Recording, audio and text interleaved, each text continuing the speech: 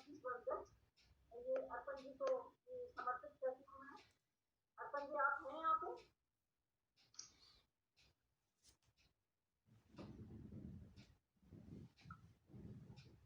अर्पण जी हैं? हाँ, अर्पण जी आपका स्वागत है और आपका अभिनंदन करती हूँ मैं। साहित्य समर्थक के शिक्षाविद के श्रीनाथ आनंद प्रकाश साहित्य सम्मान में।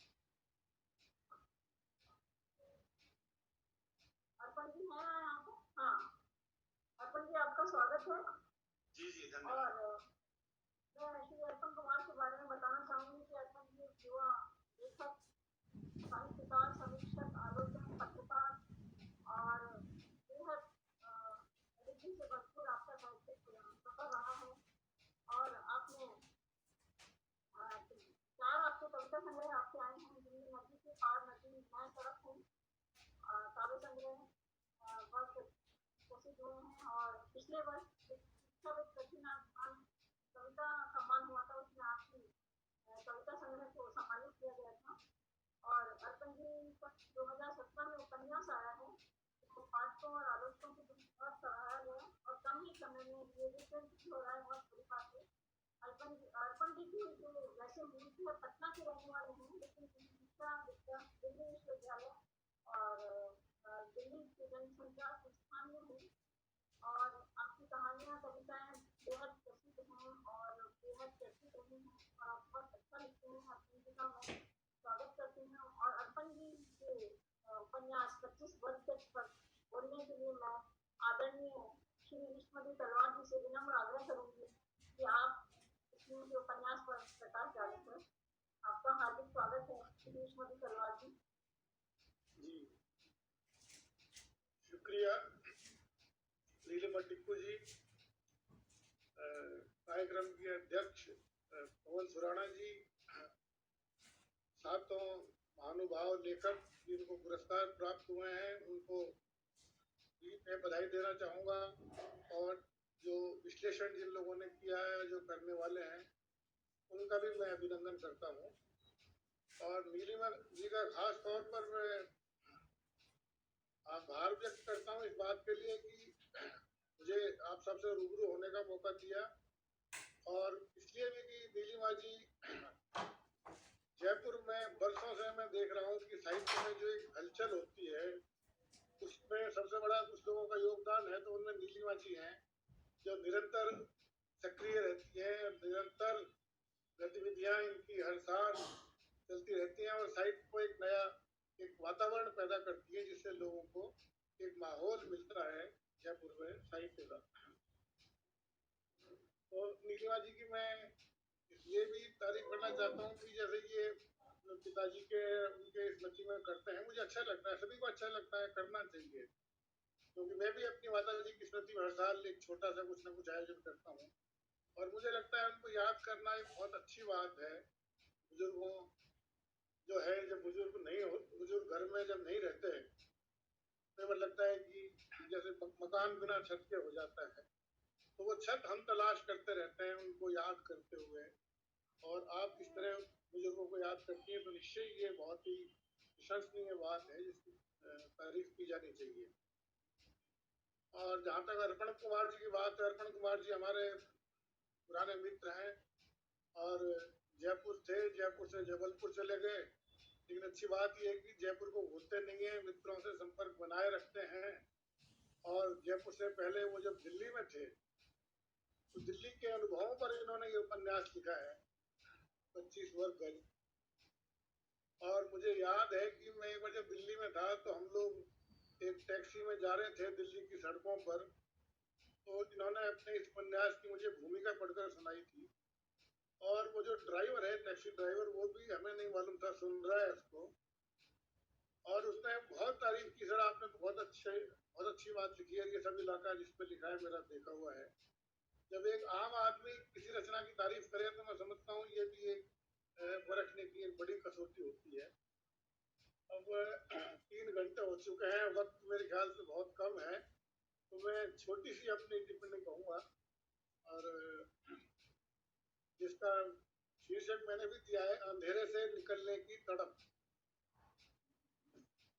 अर्पण कुमार कुमार का उपन्यास 25 वर्ग गज अंधेरों में कसमसाते लोगों की एक जीवंत कथा है। कहते हैं अंधेरे के बाद उजाले जरूर आते हैं। साहिर लुधियानवी जी भी कह गए हैं हमारे कि वो सुबह कभी तो आएगी, लेकिन राजधानी दिल्ली में ऐसी लाखों सीलन भरी और अंधेरी कोठरियां हैं जिनसे बाहर निकलने के लिए आदमी छटपटाता रहता है, जूझता रहता है, सपने देखता रहता है, लेकिन अंततः वह अंधेरों में ही पस्त होकर रह जाता है। जिंदगी के रंगीन और हसीन सपने 25 वर्ग गज की काली गुफा में घुटकर दम तोड़ देते हैं। यही ये उपन्यास है। उपन्यास में लेखक ने एक जगह लिखा है, 25 वर्ग गज के इन मकानों में धूप न के बराबर आती है, घर में खिड़की नहीं होती, इन मकानों में संघर्षरत सपने हैं और धड़कती हुई जिंदगी। इस उपन्यास का नायक 25 वर्ग गज का एक मकान है। इसमें अभिषेक अपनी पत्नी ज्योति के साथ रहता है। दिल्ली में बड़ी संख्या में ऐसे मकानों वाली जे कॉलोनियां हैं। जे यानी झुग्गी झोंपड़ी, यानी जिंदगी की घुटन का अंग्रेजी नाम। दिल्ली में जे कॉलोनियों में हजारों मकानों में लाखों लोग रहते हैं। यहाँ उनके रोज सपने बनते हैं और टूटते हैं। निरीह और बेबस आदमी के सपनों के टूटने की आवाज उपन्यास के हर पन्ने पर सुनी जा सकती है। उपन्यास बताता है कि दिल्ली सिर्फ चौड़ी सड़कों और बड़े बड़े दरख्तों से घिरे विशाल बंगलों में रहने वालों की ही नहीं है। दिल्ली जितनी यहाँ पैदा होने वालों की है, उतनी ही बाहर से आए उन लोगों की भी है जो अपने बेहतर भविष्य की तलाश में यहाँ चले आते हैं। उपन्यास में ऐसे लोगों की कहानी है जो इन तंग कमरों में यह सोच कर आते हैं कि कभी कोई हवा का झोंका आते ही वे यहाँ से उड़ जाएंगे, लेकिन वे इन अंधेरों में पिंजरे के पंछी की तरह कैद होकर रह जाते हैं। इस कैद से मुक्ति के लिए ज्योति के लगातार उकसाने से अंततः एक दिन अभिषेक तो अंधकार से बाहर निकलकर रोशनी में आ जाता है, लेकिन सभी के साथ तो ऐसा नहीं होता। अभिषेक को भी सफलता ऐसे ही नहीं मिल गई। न जाने कितनी बार मानसिक रूप से घायल और लहूलुहान होना पड़ा। रोशनी से चमकते इंडिया गेट वाली दिल्ली के अंधेरों का सच जानना हो तो यह उपन्यास जरूर पढ़ा जाना चाहिए। मैं अर्पण कुमार जी को फिर एक बार बधाई देता हूँ उपन्यास के लिए और इस पुरस्कार के लिए, और जितनी खुशी उन्हें इससे हुई है, सम्मान से, पुरस्कार से, मुझे लगता है मुझे भी उतनी ही खुशी हुई है कि हमारे एक मित्र की रचना को इस तरह एक सम्मान दिया गया। धन्यवाद नीलिमा जी, धन्यवाद मित्र। हार्दिक आभार सर, आपका बहुत बहुत शुक्रिया। आपने समय की सीमा को ध्यान में रखते बहुत सुंदर वक्तव्य दिया, बहुत बहुत धन्यवाद आपका। और मैं अर्पण कुमार जी से निवेदन करूंगी कि अर्पण जी आए कुछ कहें। अर्पण जी,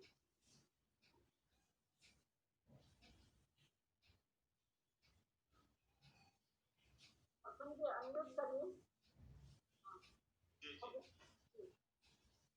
धन्यवाद नीलिमा जी, और हार्दिक आभार तलवार साहब।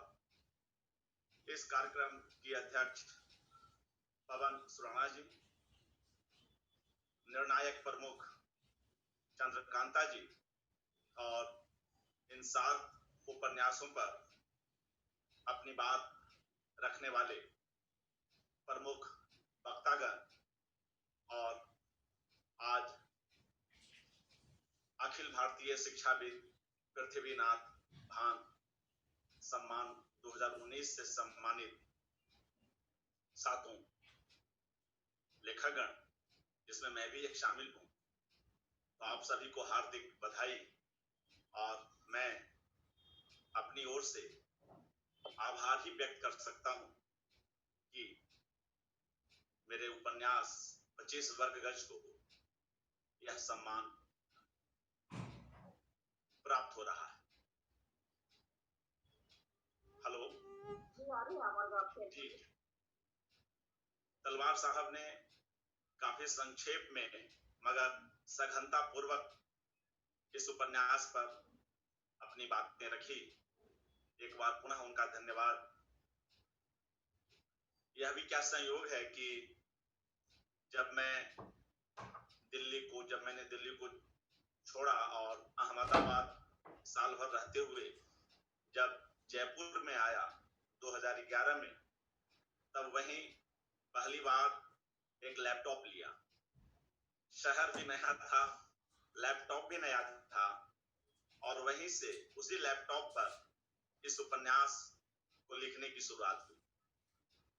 दिल्ली में जो लगभग 94 से लेकर 2011 तक 17 वर्षों का जो वहां ठहराव रहा, जो वहां वक्त गुजारे, 17 वर्षों का जो एक दिल्ली में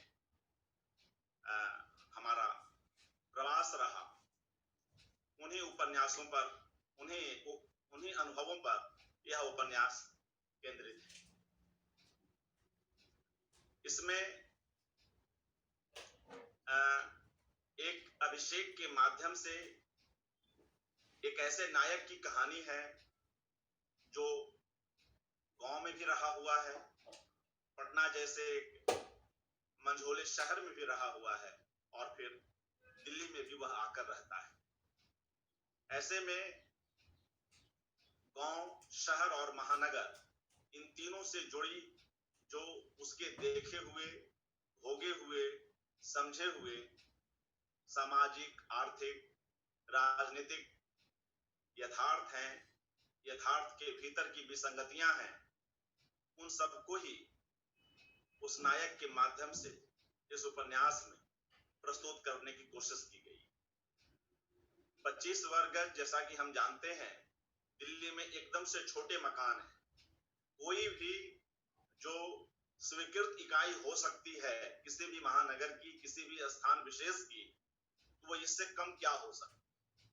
झुग्गी झोपड़ी कॉलोनी, इसमें हम पाकिस्तान से आए उन शरणार्थियों को भी देखते हैं जो दिल्ली में शुरू में कैंपों में रहे। किंग जेवे कैंप उत्तरी दिल्ली में ऐसे ही एक महत्वपूर्ण जगह है, और उन कैंपों के बाद जब इनके हिसाब से अलग अलग प्लॉट आवंटित किए गए, तब किसी को 25 वर्ग गज, किसी को 50 वर्ग गज, इस तरह से दिए गए। बाद में उन टेंटों में कुछ लोगों ने किराएदार भी रखे थे, तो उन किराएदारों को भी सरकार की ओर से ये आवास प्रदत्त हुए। मगर गरीबी ऐसी है महानगरों की भी कि उसके बावजूद, प्लॉट बनने के बावजूद भी, जब घर बन गए तो ऐसा भी होने लगा कि पावर ऑफ अटॉर्नी की बदौलत उस 25 वर्ग गज में भी अलग अलग फ्लोर बिकने लगे। किसी ने ग्राउंड अपने पास रख करके आर्थिक तंगी में आकर प्रथम मंजिल और उसके ऊपर के अधिकार किसी और को बेच दिए। कहीं ऐसा भी हुआ कि उस छोटे से भूखंड में भी ग्राउंड फ्लोर किसी और का है, फर्स्ट फ्लोर किसी और का है, और ऊपर की मंजिल किसी और की। तो इस तरह से 25 वर्ग गज में जो दिल्ली के विभिन्न इलाकों में ऐसे मकान पसरे हुए हैं, जिसमें उत्तरी दिल्ली भी है, पूर्वी दिल्ली भी है, दक्षिण दिल्ली भी है, तो उन मकानों में किस तरह से उसमें जिक्र आता है इस उपन्यास में कि कई बार जब परिवार में ज्यादा लोग हैं या जब बाहर से अतिथि आ जाते हैं, तो किचन में जो खुला है, किचन तो कुछ अलग से है ही नहीं, बाहर जो खुला क्षेत्र है उसी में किचन है एक तरफ, उससे थोड़ा आगे जाकर बाथरूम है, तो कैसे उस बरामदे में भी लोग सोते हैं, और यहाँ तक कि कई बार तो लोग बाथरूम को भी अपना शयन कक्ष बनाते हैं। तो इन स्थितियों में न सिर्फ वहां के स्थानीय लोग रहते हैं, बल्कि बाहर से आए हुए लोग उत्तर प्रदेश, बिहार, राजस्थान, छत्तीसगढ़, प्रदेश से गए हुए विद्यार्थी भी हजारों की संख्या में रहते हैं। एक पूरी की पूरी गरीबी की संस्कृति है। जब मैं समाजशास्त्र पढ़ रहा था अपने विद्यार्थी जीवन में, तब ऑस्कर लिविस एक समाजशास्त्री हुए हैं जिन्होंने गरीबी की संस्कृति दी। तो उस गरीबी की संस्कृति में जितने तत्व आते हैं, उनमें से कई तत्व हमें इन जे कॉलोनियों में उसके तत्व, उसके कारक हमें देखने को मिलते हैं। यह उपन्यास गरीबी की उन्हीं संस्कृतियों को, जिनके बीच स्थानीय लोग भी रह रहे हैं और बाहर से आए हुए विद्यार्थी भी, कैसे वहां उन जगहों पर उन छोटे कमरों में जहां रोशनी भी नहीं आती है, जो तीन तरफ से बंद है, एक एक कर कई पीढ़ियां गुजर जाती हैं। कुछ लोग वहां से निकल पाते हैं और अधिकांश लोग वहीं दम तोड़ देते हैं। नीलिमा जी, आवाज आ रही है क्या? जी जी। तो इस तरह से जब एक अभिषेक के रूप में एक नायक गांव और शहर से होते हुए दिल्ली में आता है, तो कल्चरल शॉक जो उसको लगता है अपने विद्यार्थी जीवन में, उसके भी कई चित्रण यहाँ हैं। मगर उससे भी अधिक जब वह उन्हीं मकान का एक छोटा सा एक फ्लोर खरीद लेता है और उसकी पत्नी भी वहां आने लगती है, तब चूंकि उसकी पत्नी बिहार के एक सहरसा एक जिला है जहां के अर्ध सामंती परिवार से वो आती है, तो वह तो यह सोचती है कि मैं दिल्ली जा रही हूं। उसके जेहन में आज भी कई दूरवर्ती के प्रदेशों में और जगहों पर ऐसे लोग हैं, आज भी हैं, जो ये कल्पना भी नहीं कर सकते कि दिल्ली में ऐसे छोटे मकान भी होंगे।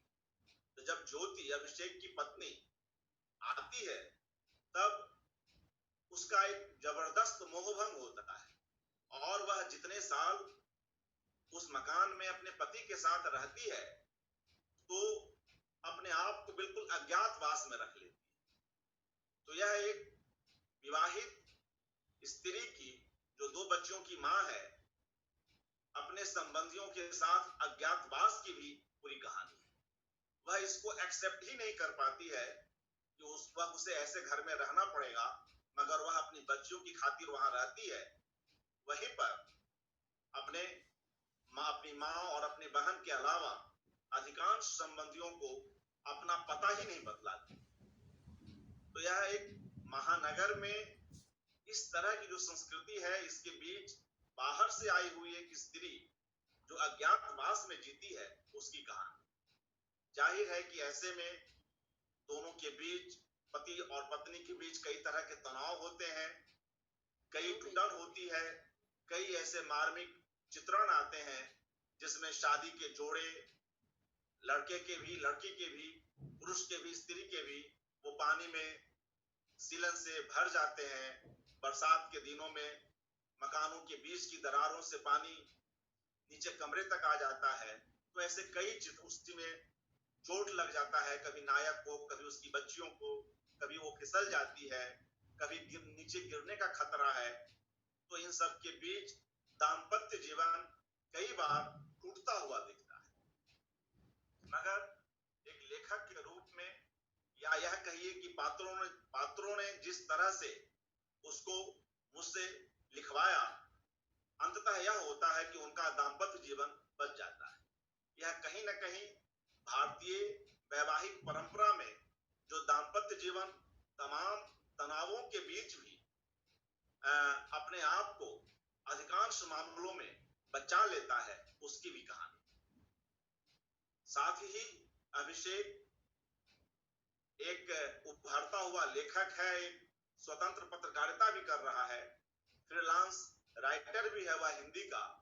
तो उस समय का जो पत्रकारिता का स्वरूप है, जो परिवेश है, इस उपन्यास में वह भी बहुत ही मैंने कोशिश की है कि वह एक फ्रीलांस राइटर का जो संघर्ष है उसको यहाँ उभारा जा सके।